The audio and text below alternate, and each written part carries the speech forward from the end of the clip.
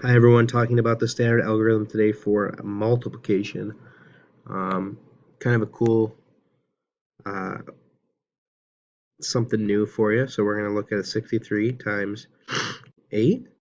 Okay, when we look at this, we really want to think about our place value. We have a ones and ones, and we also have a tens place. And this would really be 63.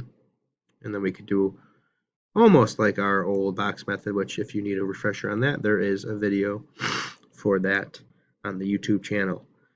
But we are really looking at more here place value in numbers when it's multiplication. So we think to ourselves, okay, 8 times 3, which is 24. Okay, just like in addition, we cannot put all 24 down here. That is not okay. We cannot do that. However, we can tell ourselves we need to add 2 up here. That tells us that we still have 24. Okay, we've multiplied 24. Okay, once we work with that, we cross out the 3. We know we're done with the 3.